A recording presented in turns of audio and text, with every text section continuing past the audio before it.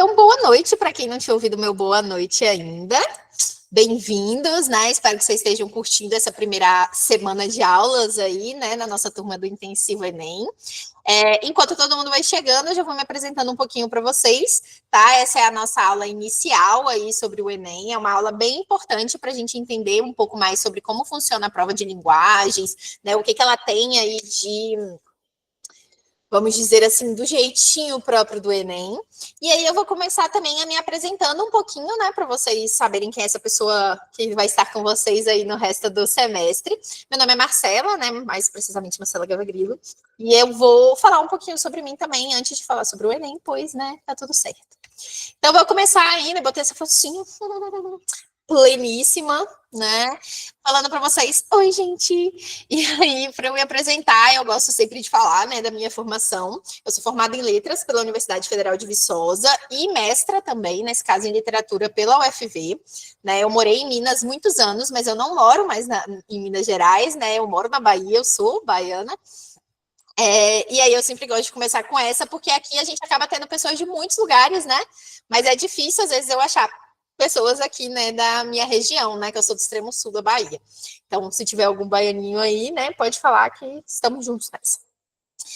Além de apresentar, né, dentro desse aspecto, eu gosto de falar que eu já trabalho no Mago há algum tempo, já é o meu terceiro ano aqui. Gosto de me apresentar também dizendo que eu gosto bastante de ler, o que talvez já seja esperado, né, de professores de língua portuguesa e de linguagens, então muito leitura sim.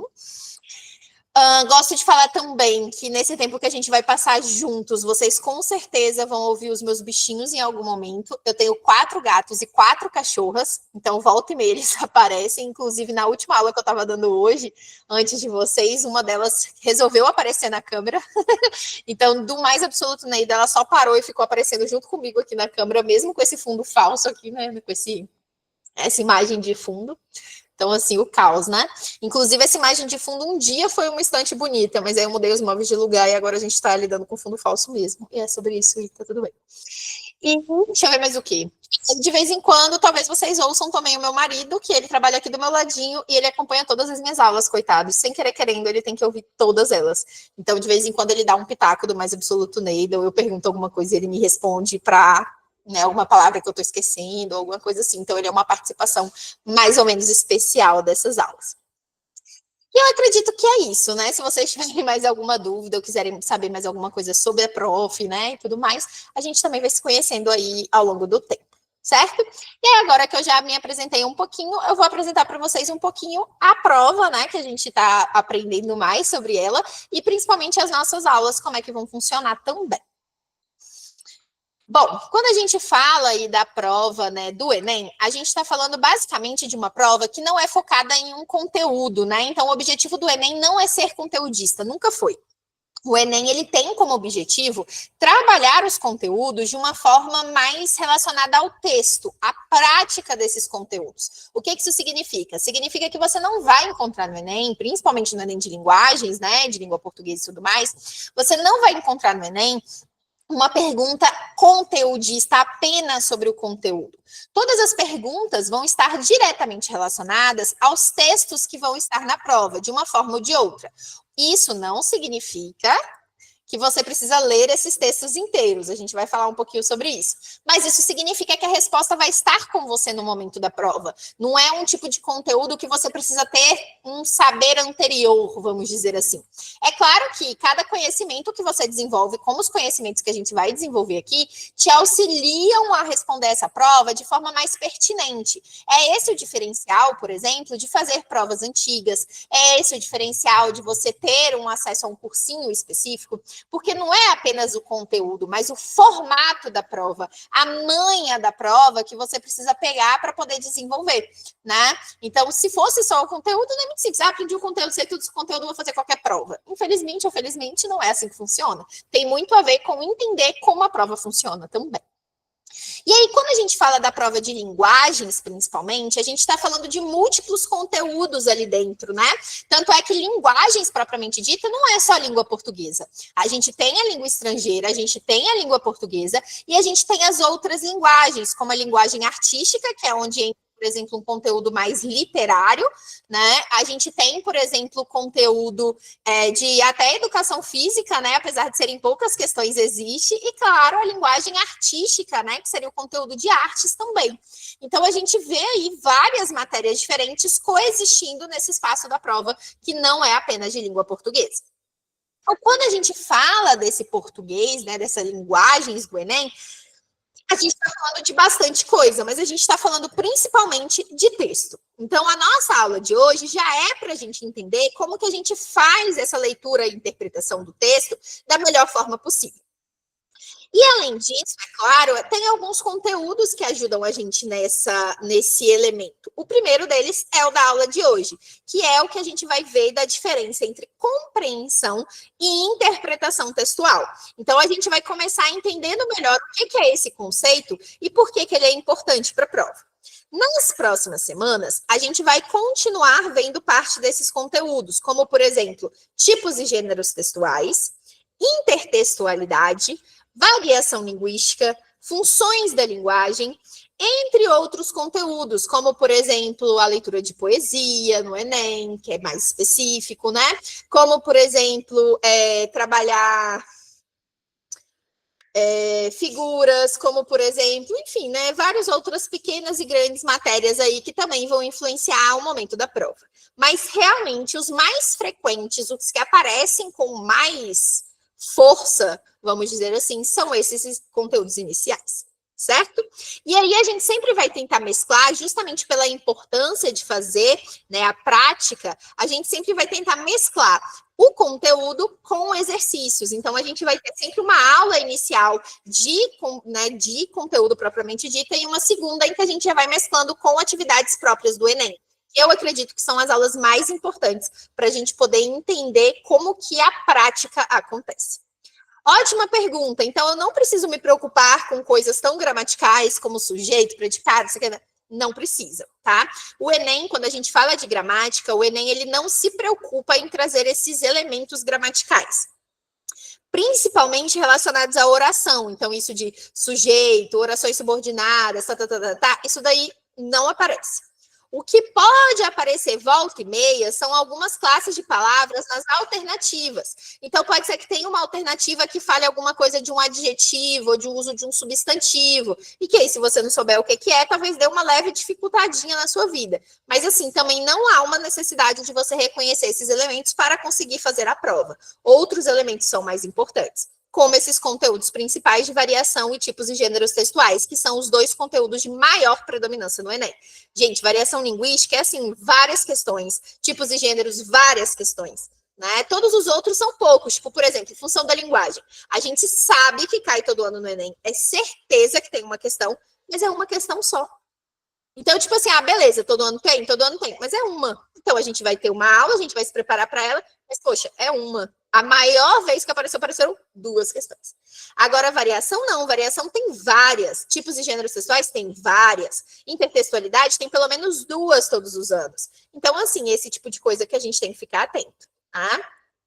Boa pergunta. Inclusive, é uma das coisas que eu vou falar, acho que hoje e na próxima aula, que a gente sempre tem que ler os enunciados antes do texto, né? Quando eu brinquei, por exemplo, que nem sempre a gente precisa ler o texto inteiro, é porque dependendo do enunciado, né, da questão, a gente não vai precisar ler o texto inteiro. Então, ler o enunciado é fundamental. Então, a gente sempre vai começar por aí mesmo. Então, vamos entender algumas coisas sobre as provas aí, sobre a prova do Enem, né? Mais algumas coisas. Primeiro, como eu falei, não é sobre decoreba. Então, o conteúdo ele vai aparecer dentro das alternativas e não necessariamente na questão. O que isso quer dizer? Quer dizer que, às vezes, a questão não vai estar falando assim, sei lá, sobre variação linguística, fale isso, isso e isso. Na verdade, na maioria das questões, não é assim que aparece. Eles vão fazer alguma pergunta sobre o texto e, entre as alternativas, vai aparecer elementos que estão relacionados, por exemplo, à variação linguística. Então, não é sobre decoreba, é sobre utilizar esses conhecimentos para a leitura do texto, né? Quando a gente fala das questões de compreensão versus questões de interpretação textual, é a gente entender que algumas questões elas estão mais na superfície do texto, que é a maior parte das questões do Enem que a gente tem, ou seja, questões que você encontra no texto com mais facilidade, que é o tema da aula de hoje, do que questões propriamente ditas de interpretação do texto, que são essas que geralmente a gente tem que pensar muito sobre o texto. Por incrível que pareça, né, quando as pessoas ficam, uma prova de interpretação textual, elas estão erradas, não é? É uma prova de compreensão textual. Então, a gente vai ver que é muito mais sobre as informações explícitas do que as informações implícitas. E é importante também lembrar, como eu falei, que linguagens não abarca apenas o português gramatical, mas a linguagem artística, literária e até mesmo a linguagem corporal, que nesse caso é a educação física.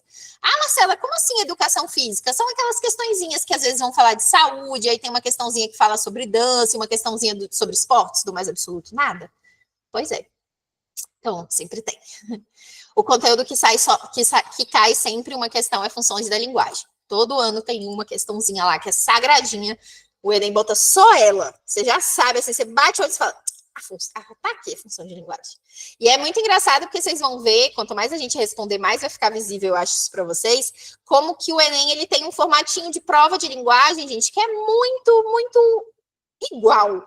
Todo ano. Só muda, tipo assim, os textos, né? As próprias questões, mas, tipo assim, é o mesmo estilo de questão. Então, tipo, esse de função muda os textos, né? O que está escrito, mas é a mesma questão de várias formas diferentes, né? O mesmo formato de questão. Então, isso é bem interessante. E aí, hoje, propriamente dito, o que a gente vai falar? O que a gente vai entender melhor? A gente vai ter algumas dicas de interpretação textual, porque eu sei que é o grande drama de todo mundo, né? Como é que eu interpreto textos, né? O que eu tenho que fazer para interpretar textos do Enem? Meu Deus, para onde eu vou, né? E a gente vai tentar entender também que interpretar e compreender, apesar de serem etapas de uma mesma coisa, que é a leitura desse texto, apesar delas serem etapas, né, da leitura de um texto, elas não são a mesma coisa. E saber diferenciá-las no momento da prova pode te ajudar a entender melhor como responder à prova, né? Então, quando a gente fala sobre isso, é importante a gente entender essa diferença, tá? Então, isso daí é só para vocês entenderem do que a gente está falando, tá? Então é isso, vamos continuar. Beleza. Então vamos começar com dicas de interpretação, né? Veio aí todo mundo, o que é interpretação? Vamos lá. Quando a gente fala de interpretação, a gente está falando de um elemento que envolve várias habilidades, tá? Por isso que não é só ler o texto, entender o texto e pronto, acabou, tá? Quando a gente está falando de interpretação, a gente está falando de misturar a leitura, a compreensão e aí sim a interpretação, que são etapas diferentes do mesmo processo. Então, a gente está falando de, por exemplo, ler o texto e, ao mesmo tempo, desenvolver aí, né, outros conhecimentos. Espera aí que eu fui ver, aceitar alguém e depois não consegui ver a pessoa aqui. Aí eu perdi o foco, pois a pessoa tem TDAH, aí não pode olhar para duas coisas ao mesmo tempo, entendeu? É assim que funciona. Voltando ao que eu estava falando.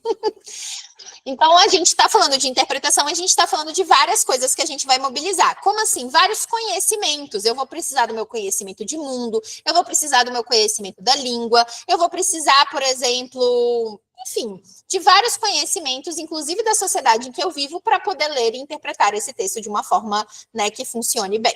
Beleza? E aí, quando a gente fala disso, a gente está falando de alguns passos que podem auxiliar nessa interpretação textual. O primeiro deles, gente, é a leitura do título. Gente, vocês vão ouvir eu falar isso tanto aqui. Tanto. Vocês vão falar assim, meu Deus, essa mulher fala isso muito. Porque o título é a nossa primeira pista textual. Não são todos os textos do Enem que vão vir com títulos, mas os que vêm não vêm à toa. Eles são uma pista para a gente entender sobre o que aquele texto está falando. Às vezes esse título é o tema, às vezes esse título ele é, sei lá, uma indicação do que aquele texto quer dizer para a gente de mais importante. No caso de um poema, pode ser indicar para a gente se ele vai ser mais triste ou mais alegre, ou qual que é a ideia principal dele. Então, o título, por exemplo, é um apoio para a interpretação textual. Outra coisa que pode ajudar a gente nessa leitura, né, nesse entendimento do texto, é observar o contexto da publicação, principalmente quando são textos literários. Às vezes, você observar o autor, você observar, por exemplo, a data, o local da publicação, pode ajudar também você a observar ali qual que é um elemento importante para aquele texto. Quando a gente fala, por exemplo, de textos que vão aparecer na prova, que são no Machado de Assis, a chance é que sejam elementos mais críticos, mais irônicos. Então, fazer essa percepção aí do contexto, né, da publicação, observando esses elementos, também pode te ajudar numa interpretação mais acertada. Além disso, o gênero textual, galera, isso é muito importante, não é à toa que é uma questão constante no Enem. Porque quando eu percebo qual que é o gênero textual, ou pelo menos o tipo textual de um texto, eu, consequentemente, também estou observando qual que é o objetivo e o propósito desse texto, que é uma questão comunsíssima no Enem. O que é isso? É, por exemplo, você perceber se o texto ele é um texto narrativo, que é um texto que serve para contar uma história. Então, será que esse texto ele está querendo me informar? Ou esse texto aqui está querendo descrever alguma coisa? Ou esse texto está querendo argumentar sobre alguma coisa? Então, perceber esse propósito, né, do texto é um elemento que também vai me ajudar na interpretação do texto, né? E, claro, observar a principal temática desse texto. Isso é engraçado porque geralmente é uma coisa que parece super óbvia, né? Falar, qual que é o tema desse texto? E mesmo assim a gente costuma ter muita dificuldade de identificar esse tema. Então isso também é um elemento básico de interpretação que envolve, por exemplo, você observar as palavras-chave, as palavras que se repetem, qual que é o campo de sentido que está sendo construído no texto, né? E que também vai te ajudar a fazer uma interpretação mais aprofundada. É claro que nenhuma dessas questões vai ser utilizada em todas as questões. Tudo vai depender da pergunta que vai ser colocada para vocês. Mas aqui são algumas dicas básicas para quando você vai pegar qualquer texto para interpretar e você fica assim, meu Deus, para onde eu vou? Você vai observar cada uma dessas pistas que estão sendo dadas para você poder achar sentido naquele texto. Porque a interpretação é isso, né? Construir o sentido do texto. Na prova, o que você vai fazer é sempre fazer isso a partir do texto e da questão que vai estar sendo colocada para você. Então, a gente tem basicamente 3 passos que a gente sempre vai fazer, né? A primeira delas é observar a pergunta do texto. Ou seja, tipo assim, o que está perguntando para a gente? É a primeira coisa que eu tenho que entender. O que está sendo perguntado para mim? Isso, a pergunta é o ponto-chave. O que acontece que às vezes a gente dá uma deslizada e não entende a questão do Enem ou erra a questão? Porque a gente não prestou atenção na pergunta. Entender a pergunta e voltar na pergunta algumas vezes é o diferencial. Talvez, para quem já fez o Enem antes e tem essa experiência, já deve ter percebido, por exemplo, que às vezes você vai e responde a questão e você fala tipo assim, poxa, acertei super, né? Tipo assim, uhul, tá tudo certo. Aí você olha para a questão e você fala, caraca, não vi isso daqui. Não vi que essa questão aqui tinha essa palavrinha que estava errada. Não vi essa questão aqui que tinha esse pedacinho que não combinava. Porque às vezes você não observou o que a pergunta estava destacando. Então você vai identificar o foco dessa pergunta. Geralmente você vai fazer isso marcando, por exemplo, o verbo, marcando ali as palavras-chave. Depois, no segundo momento, você vai para o texto propriamente dito. E aí, nesse momento do texto, você vai buscar já as informações da pergunta. E é por isso que eu falei com vocês que não há necessidade de você ler, às vezes, o texto inteiro. Porque dependendo de como a pergunta for feita, você já pode procurar no texto a resposta. Então, tá, sei lá, perguntando X coisa. Né, tá perguntando uma coisa, você já vai atrás de X, você não precisa ler o texto todo, dependendo, você pode buscar essa informação na superfície do texto mesmo. Então, a gente vai aprender a fazer isso também, né, identificar quando a leitura é ou não necessária.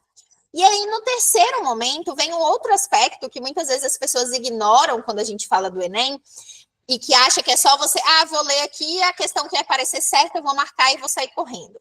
Eu sempre falo que esse é o ponto-chave para mim entre uma prova do Enem que você tem mais chances de acertar ou menos chances de acertar, é você não procurar a resposta certa.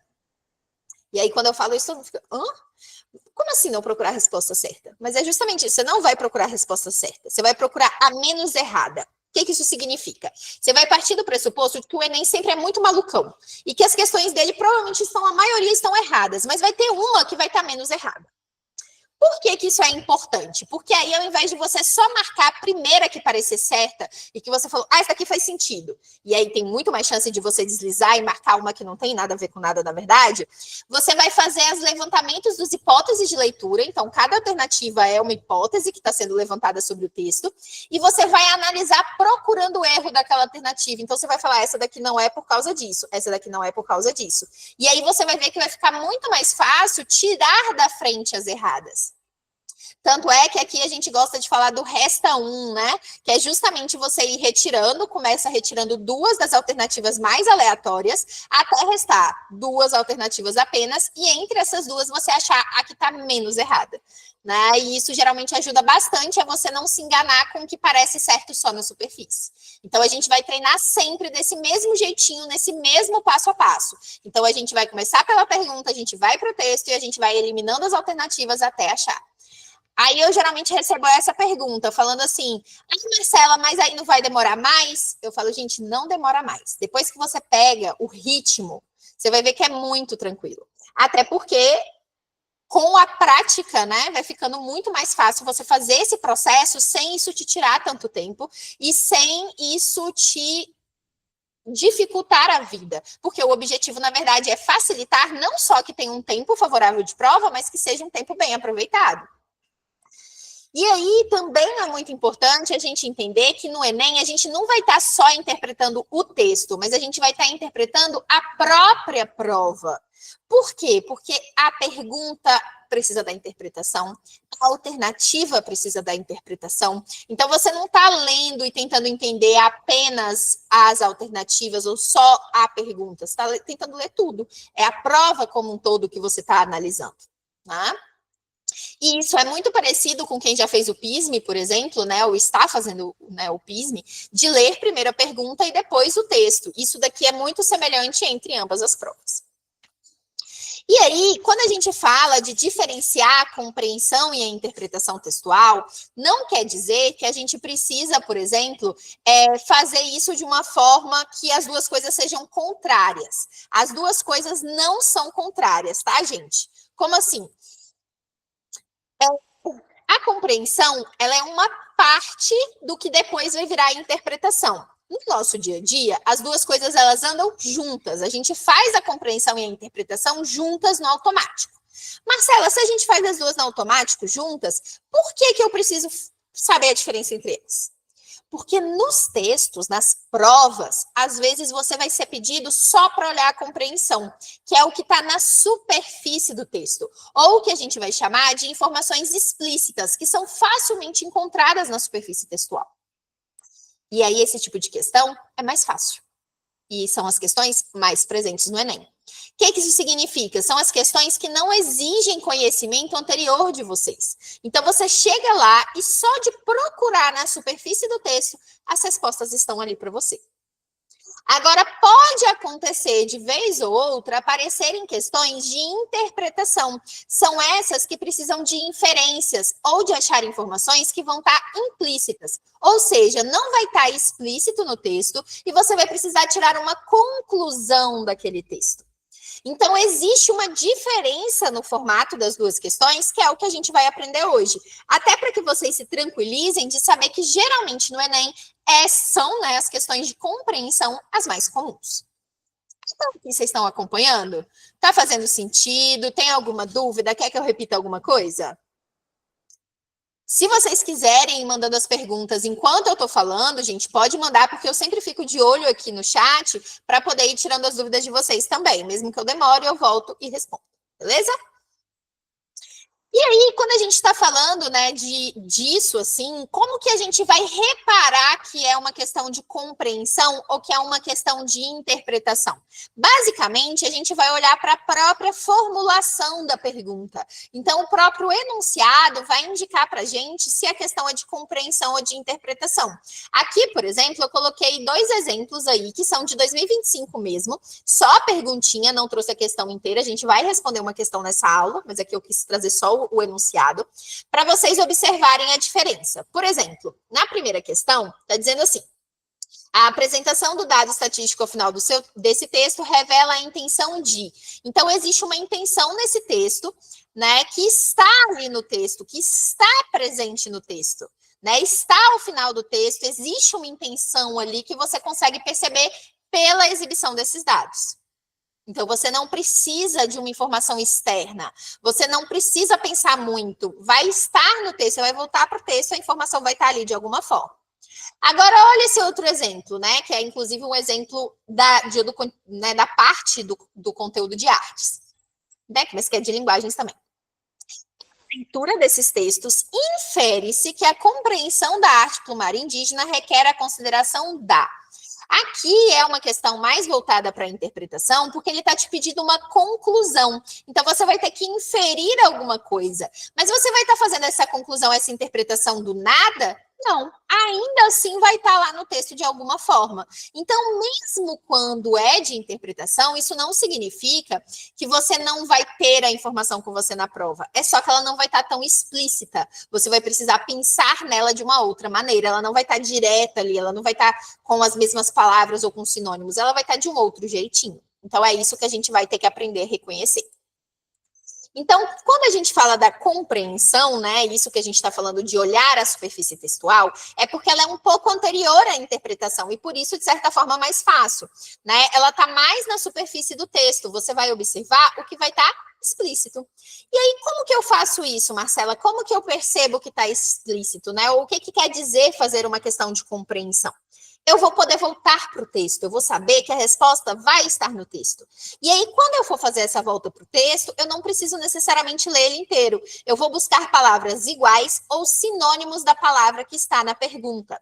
Então, se lá na pergunta estiver dizendo assim, observe, sei lá, não sei o que lá da menina. Esse é o foco da pergunta. Aí você vai voltar para o texto e você vai procurar onde está a palavra menina, ou sinônimos de menina como garota, moça, pessoa, porque provavelmente a resposta vai estar perto naquele espaço. Então, isso, por exemplo, é uma dica para poder responder essas questões. Outra coisa é que quando essa questão é de compreensão, fica mais importante a gente não viajar na maionese, porque a gente vai focar no que o texto efetivamente diz, o que está explícito. Se na alternativa tiver qualquer coisa que não está no texto, você já consegue tirar, porque você sabe que não é aquela questão ali de compreensão textual, não ia pedir uma coisa que não está no texto, que não está ali de alguma forma. Né? Uma outra coisa que pode ajudar, principalmente quando são textos mais longos, né? Então você tá lá, tô lendo esse texto, lendo esse outro texto, e os textos já estão cumpridos, é você marcar os tópicos frasais. Que diacho é isso, né? O tópico frasal, para quem não lembra das aulas de redação, é a primeira frase de um parágrafo. Então, quando você tá lendo um texto, por exemplo, do Enem, que vai ter mais de um parágrafo, geralmente essas ideias centrais dos tópicos frasais, né, podem te ajudar a entender o que está acontecendo em cada parágrafo. E aí vai ficar mais fácil você achar a informação que você está procurando, se você souber em que parágrafo ela está. Né? Então, são algumas dicas aí, algumas ideias que vão te ajudar em questões de compreensão. E aí, se a gente fosse tentar visualizar isso de uma forma mais metafórica, talvez, né? Eu gosto sempre de usar a metáfora do iceberg, né? Que é essa imagem aí que eu gosto de trazer para vocês. Por quê? Porque é como se a gente estivesse dizendo basicamente o seguinte, que o texto, a leitura do texto, é esse iceberg. E existe uma parte que está aqui na superfície, que é essa parte que vai ser utilizada, né? E vista pela gente na compreensão. É onde vão estar as palavras propriamente ditas. Então, as palavras que eu usei no texto são as coisas que estão nessa superfície textual. Enquanto que o que está aqui embaixo, que ainda é visível, mas não é tão visível daqui de cima, são as inferências, são a interpretação. É nessa parte de baixo que vai estar um pouco além da superfície, que vai estar, por exemplo, a relação com o contexto, com o conhecimento de mundo e com algumas das conclusões que você pode ter a partir das informações que estão no texto. Então, essas conclusões, elas também não são viajadas, não é uma coisa que você vai tirar de qualquer lugar. Ainda vai estar no texto. Porém, não vai estar tão explícito, vai estar um pouco mais implícito. Você vai ter que pensar um pouquinho mais. E aí, o que quer dizer esse pensar um pouquinho mais? Ou como que eu posso pensar o passo a passo dessa interpretação? Então, assim como eu falei algumas dicas, né, de compreensão, aqui tem também 4 boas dicas para a gente pensar em interpretação, né? Primeiro, o título, né, que é a nossa primeira pista textual. Em seguida, olhar o gênero textual ou o tipo, porque geralmente eles vão indicar para mim, pelo menos, o objetivo do texto. Então, se é narrar, se é descrever, se é argumentar, se é expor, né? A gente vai falar sobre tipos e gêneros nas próximas aulas. Eu posso sublinhar palavras que eu estou chamando de palavras negativas, que são basicamente palavras que negam uma ideia. Então, pode ser desde o conectivo mas, porém, por exemplo, até a expressão não, ou nunca, ou jamais, principalmente em questões que falam sobre argumentação, porque geralmente são essas palavras negativas que vão mostrar para a gente qual que é a negação do texto, né? Ou seja, o que eles estão dizendo que não acontece, ou que é o ponto-chave da argumentação daquela pessoa. E, por fim, mas não menos importante, observar a escolha de palavras, principalmente os adjetivos, porque muitas vezes eles vão ajudar a gente a perceber como que alguma coisa está sendo caracterizada ali, né? Então, pode ajudar bastante também. E aí, quando a gente fala desse passo a passo, quando a gente fala de reparar essas coisas, a gente sempre comenta sobre a importância de riscar mesmo a prova, né? Você só tem uma canetinha preta e um sonho, né? Talvez 4 canetinhas pretas e um sonho, né? Então, assim, quando a gente fala de ter esse riscar mesmo, é porque parece bobeira, mas quando a gente, por exemplo, risca o título, quando a gente marca o foco da pergunta, isso ajuda a gente a não se perder naquele mar de questões, aquele monte de palavras, né? Principalmente para quem já não tem o costume, por exemplo, de ver tantas palavras, né? De ler tanto, pode ser muito cansativo. Então, esse momento de você grifar algumas partes ajuda você a visualizar melhor essas coisas, né? Então, riscar a prova ajuda muito. E aí eu até coloquei aí, né, a Lele, que é uma grande professora aqui do Mago e também minha grande amiga, ela costuma falar que prova boa é prova rabiscada, né? Eu não consigo falar rabiscada, para mim essa palavra é muito engraçada, mas eu gosto de falar prova boa é prova riscada, né? Que você vai riscar, que você vai botar pedaços de caneta preta para tudo quanto é lado, né? Então eu acho que isso ajuda bastante a gente a visualizar melhor algumas dessas coisas, né? A marcar e puxar o nosso olhar para algumas dessas coisas. Beleza. E aí, por que, Marcela, que então eu vou fazer essa diferenciação? O que isso vai me ajudar? Basicamente, eu vou fazer essa separação entre compreensão e interpretação, porque ao saber se uma questão é de compreensão ou interpretação, eu vou saber onde procurar a minha resposta. Se eu chego lá na informação, né, chego na questão e eu percebo que a questão é uma questão de compreensão textual, eu sei que a minha resposta vai estar no texto. Eu sei que eu vou achar ela na superfície do texto, que eu vou achar ela de forma fácil, direta. Vai estar ali, provavelmente, com as mesmas palavras ou sinônimos. Agora, se não é uma questão de compreensão, for uma questão de interpretação, isso quer dizer que eu vou encontrar essas respostas nas alternativas. Não vai estar no texto, porque não vai estar de forma explícita. Então, é nas alternativas, a partir da análise dessas alternativas, que eu vou ver qual das alternativas faz mais sentido para aquele texto. Então, o meu foco nas questões, por exemplo, de interpretação, tem que ser a análise das alternativas e não apenas voltar para o texto, porque o texto não vai me entregar nada de forma explícita. Mas, relembrando, no Enem, grande parte, praticamente todas as questões, são apenas de compreensão textual. E aí, como que eu identifico isso, Marcela? Você falou ali dos enunciados, mas que outros enunciados são esses? E aí, aqui eu botei alguns exemplos para ficar mais fácil de vocês lembrarem. Botei aí o C de compreensão e o I de interpretação, né? Então, por exemplo, se for uma questão de compreensão, isso vai estar óbvio muitas vezes no próprio enunciado, que vai ter expressões como de acordo com o texto, segundo o texto, o autor do texto, no texto, o texto informa que. E aí você já consegue reconhecer que são a maior parte das questões do Enem, né? Na maioria das vezes vai ser exatamente assim essas né, perguntinhas. Enquanto que na interpretação, geralmente você vai ter o conclui-se, ou o texto permite, ou qual a intenção do autor, ou, por exemplo, é possível entender, é possível subentender, ou mesmo infere-se, que a gente viu ali atrás, né? Que é inferir, é tipo concluir mesmo. Então, são menos comuns mesmo no Enem, né? Essas alternativas, esses enunciados. Então, a gente percebe que a compreensão realmente é mais comum. E aí eu sei que quando a gente vai falando assim, né, pode parecer meio abstrato. Então tá chegando o momento da gente colocar em prática. Mas eu quis trazer ainda mais algumas outras dicas, né? Então, primeira coisa que você vai fazer, identificar qual que é a leitura necessária. Então, cheguei na questão, bati o olho na questão. É compreensão ou é interpretação? Porque eu vou ler a alternativa, eu vou lá. Ah, não, é compreensão, beleza. Então, eu já sei que eu vou olhar para a superfície do texto.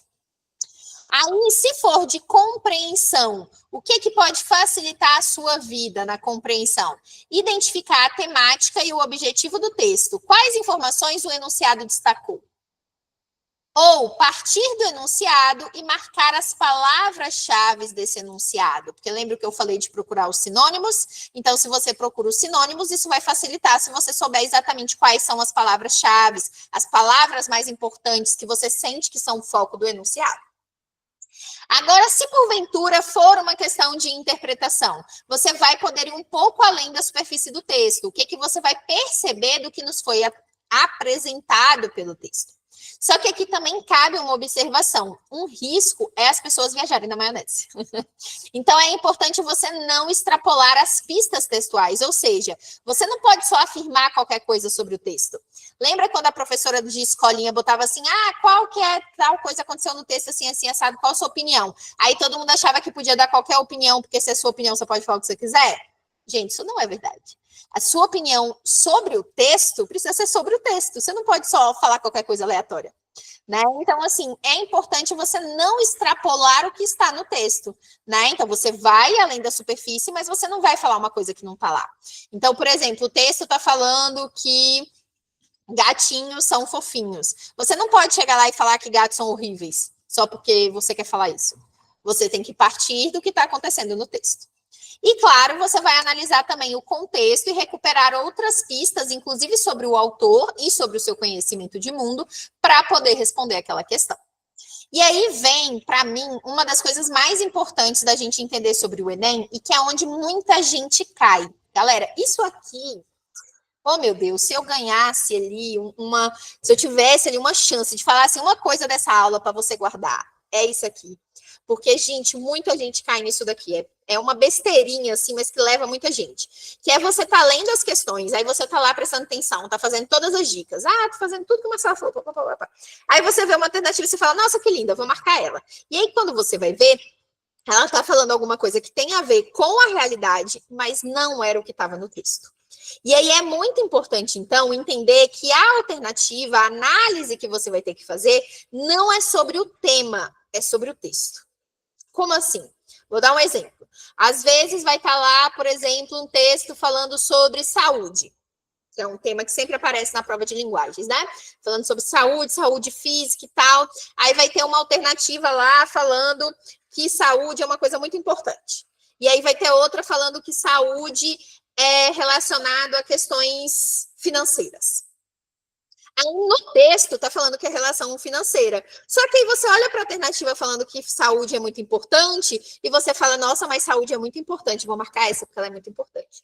Só que ele não está te perguntando sobre o tema, ele não quer saber se saúde é importante. Ele está perguntando sobre a parte das condições financeiras. Então, a gente tem que ficar muito atento a isso, porque é uma das coisas que mais derruba a gente no Enem, é essa confusão, achar que você tem que opinar sobre aquele tema. E não, é sempre sobre o texto. Então, tá lá falando sobre saúde, você vai voltar para o texto para ver o que o texto está falando sobre saúde. E esse exemplo que eu dei aqui não é um exemplo bobo. Todo ano tem essa questão do Enem, tá? Esse exemplo da saúde relacionada a questões financeiras é literalmente todo ano. No máximo por um ano, para o outro, mas assim, certo, assim, toda hora tem, né? Até aqui, ok? E como que é o passo a passo das questões, então? Para a gente poder responder uma questão junto. O que a gente tem que fazer primeiro? Gente, essa imagenzinha é literalmente o que você tem que fazer quando você vai começar a responder uma questão. Então, primeira coisa, você vai ler a pergunta e você vai sublinhar o foco da pergunta.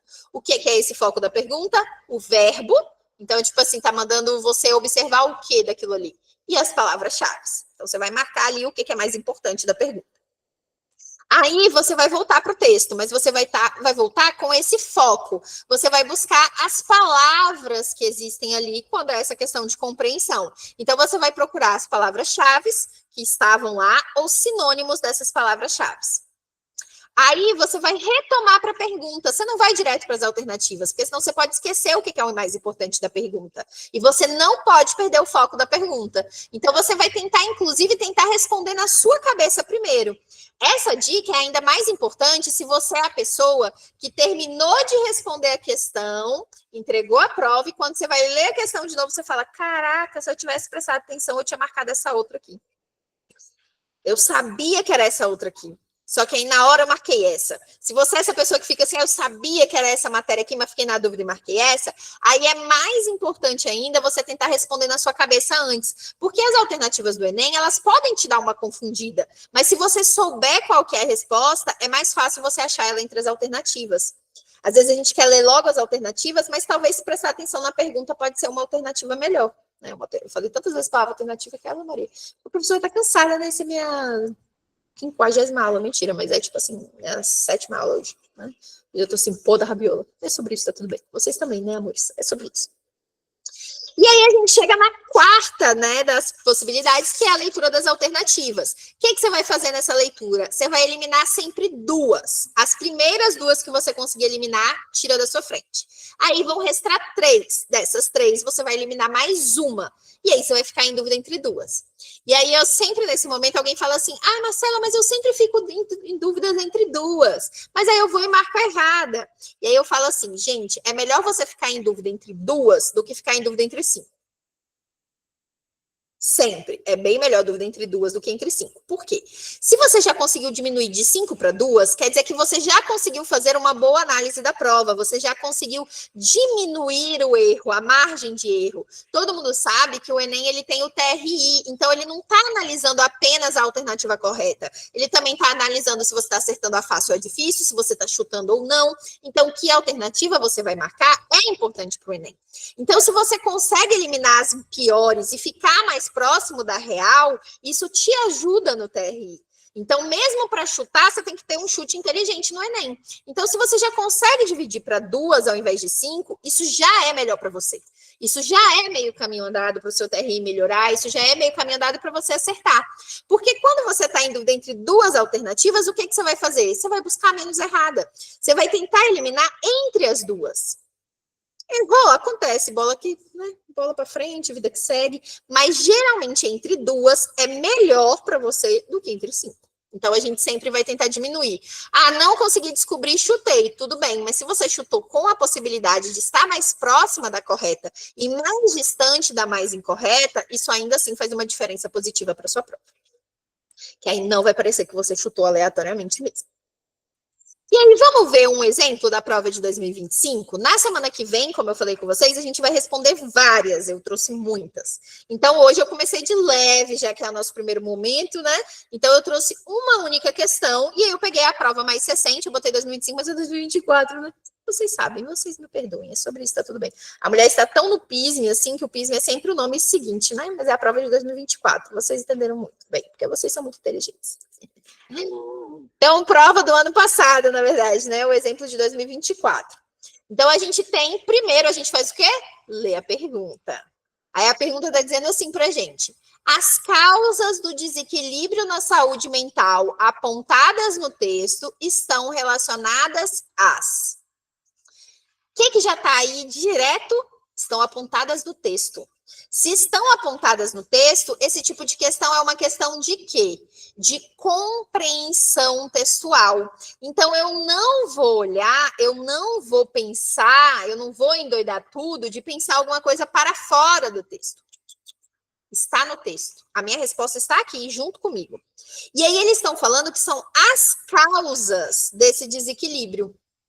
E aí, eu vou procurar onde está esse desequilíbrio. E aí, gente, a primeira linha já é esses exemplos de desequilíbrio, né? Então, tá lá, pressão, depressão, estresse, crise de ansiedade, tudo que a professorinha tem.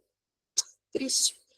E aí, a gente vai procurar o quê? Se já tá aí essa perspectiva, a gente vai procurar a ideia de causa. Então, quais são as palavras-chave que eu vou marcar aqui para procurar, né? Eu vou procurar causa desses desequilíbrios.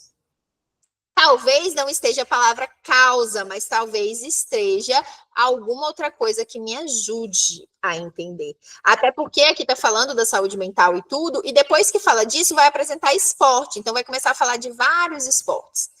E aí, quando a gente fala de causa, a gente está falando de porquês. Então, aqui, essa menina que deu ruim para ela, porque não estava conseguindo administrar as crises de ansiedades provocadas pelos grandes eventos e pelo peso de parte da imprensa. Aí depois vem sua situação, causada, ó a causa aqui, ó, causada pelo ritmo avassalador. Aí vem aqui, o mundo do atleta é solitário e distante da família. Então, aqui a gente já tem elementos, olha só, que me mostram a relação de causa, porque o porquê é causa, né? Pelo. E aqui a própria causada aqui também, que também ajuda a gente a entender. E aí depois há ainda a repetição desse mundo que está aqui, né? De desequilíbrio aqui, que é solitário, distante da família e uma rotina desgastante, né? Como se o corpo fosse indestrutível, mas, ó a palavra negativa, mas a mente é o ponto fraco da história. Então, aqui a gente vai pensar o quê? Quais são essas grandes causas? Qual que é a causa que está presente aqui? E aí, para a gente observar isso, a gente não vai marcar de primeira, a gente vai por eliminação. Então, primeira coisa que está aí, nacionalidades diversificadas dos praticantes. É essa causa, por exemplo, a gente já não consegue tirar essa com uma certa facilidade, porque a gente está vendo nacionalidades muito diferentes e elas não estão indicando nenhum desequilíbrio na saúde mental. Então, facilmente a gente consegue tirar essa alternativa. Aí vem modalidades esportivas distintas. Tem modalidades esportivas distintas no texto? Tem. Mas isso são as causas do desequilíbrio? Ó, a gente voltando toda hora para a pergunta. Não são as causas do desequilíbrio, né? Aí vem faixa etárias aproximadas. Aí a gente olha aqui, um tem 23, um tem 25. Tem faixa etárias aproximadas? Até tem, mas isso é a causa do desequilíbrio? Então, só gente nova tem desequilíbrio no esporte? Também não parece fazer muito sentido. E aí a gente consegue, dessa forma, eliminar 3 alternativas. Só prestando atenção na pergunta e observando os elementos que a gente marcou no texto. Então, sobraram 2. Já temos só 2. Aí a gente tem letra D, representações heróicas dos atletas, e pressões constantes do evento e da mídia. Sem eu dar para vocês a resposta, vocês já acham que vocês marcariam qual? Letra D ou letra E? Baseado no que a gente falou hoje e no que vocês estão vendo dessa questão. Letra E, né? Aí observe. Daria para alguém, lendo essa prova, pensar que é da letra D? Dava. Porque muita gente vai olhar, vai pensar rápido, vai falar assim, realmente os atletas são muito heróicos, coitado, né? E aqui no finalzinho do texto ainda fala, né? Não reflete a rotina desgastante. Aí se a pessoa viajar muito, pensar aqui na ideia dos heróis, ela já vai endoidando tudo, já vai querer marcar essa, né? Porém, se a gente volta nas partes que a gente marcou, se a gente presta atenção, olha só, do ritmo avassalador, do peso dos grandes eventos, do peso da imprensa, aí a gente entende que, na verdade, ele está falando da letra E, né? Mas a letra D não era tão fácil assim de reparar que não era, porque a gente ia ter que ver de novo as partes que a gente marcou, a parte que estava efetivamente no texto. E isso é interessante porque cada uma dessas alternativas aqui tinha um elemento do texto. Só que o elemento que eles estavam trazendo do texto não era o elemento relacionado à pergunta. E é por isso que não é só também voltar no texto aleatoriamente, é por isso que a pergunta é tão importante. Porque se você se perde e perde ponto por bobeira. Certo? Tranquilo até aqui?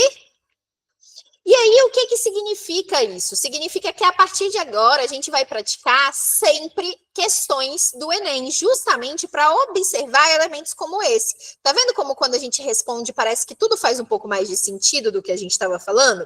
Então a gente vai ter aqui o que eu gosto de chamar de aula de atividade ou aula prática, que é uma aula muito importante em que a gente vai fazer os exercícios em sala para compreender como funciona o que a gente aprendeu na forma de teoria. Então, na semana que vem, a gente ainda vai estar falando de compreensão e interpretação, mas pensando mais dicas práticas. Então, o que eu vou fazer com vocês? Eu vou dar um macetezinho que eu vou ensinar para vocês, e junto dele, alguns exercícios que a gente vai fazer com as provas com a prova do ano passado, para primeiro vocês notarem como são muito mais questões de compreensão, e para vocês verem como vai ficar muito mais fácil entender como que a gente busca no texto essas informações, certo? Até aqui tranquilo? Dúvidas, traumas, deu para entender direitinho? Fez sentido na cabeça de vocês a diferença de compreensão e interpretação? Então, muito obrigada pela presença de vocês. Espero que tenha feito entender que a prova do Enem não é para ser difícil e ela pode ser feita com cuidado e atenção. E é isso. Muito obrigada pela presença. Até a próxima. E aí vem aí muitos exercícios, tá? Beijinhos para vocês. Até depois. Tchau, tchau, gente. Que bom que vocês gostaram.